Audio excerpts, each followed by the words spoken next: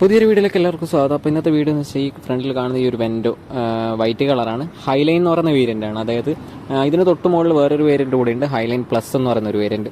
ഇത് ഹൈലൈനിൽ മാനുവൽ വെർഷനാണ്. ഇതിൻ്റെ തൊട്ടായ comfort line എന്ന് പറയുന്ന ഒരു വണ്ടി ഉണ്ടായിരുന്നു, പക്ഷേ അത് അധികമൊന്നും ഇന്ത്യയിൽ ഇറങ്ങിയിട്ടില്ല.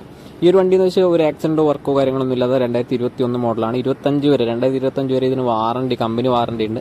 വേണമെന്നുണ്ടെങ്കിൽ നിങ്ങൾക്ക് എക്സ്റ്റെൻഡ് ചെയ്യാൻ പറ്റും. അപ്പോൾ 13,000 കിലോമീറ്റർ മാത്രമാണ് വണ്ടി ഓടിയിട്ടുള്ളത്. വെൻറ്റോ ഹൈലൈൻ മാനുവൽ ആണ് വരുന്നത്. അപ്പോൾ സിംഗിൾ ഓണർഷിപ്പാണ്.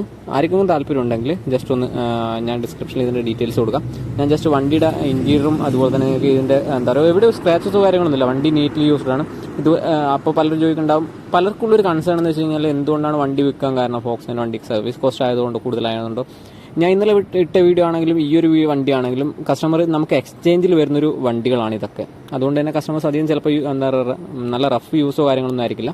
അപ്പോൾ ആർക്കും താല്പര്യമുണ്ടെങ്കിൽ ഞാൻ ഡിസ്ക്രിപ്ഷനിൽ ഇതിൻ്റെ കൂടുതൽ ഡീറ്റെയിൽസും കാര്യങ്ങളൊക്കെ കൊടുക്കുന്നുണ്ട്. ജസ്റ്റ് ഒന്ന് കയറി നോക്കുക. എന്നിട്ട് ആ നമ്പറിലേക്ക് ഒന്ന് വിളിച്ച് കഴിഞ്ഞാൽ ഇതുപോലെ തന്നെ വേറെയും വണ്ടികൾ അവൈലബിൾ ആയിട്ടുണ്ട്. ഞാൻ അവരുടെ വാട്സപ്പിൻ്റെ കാറ്റലോഗ് കൂടെ ഇതിൽ മെൻഷൻ ചെയ്യാം.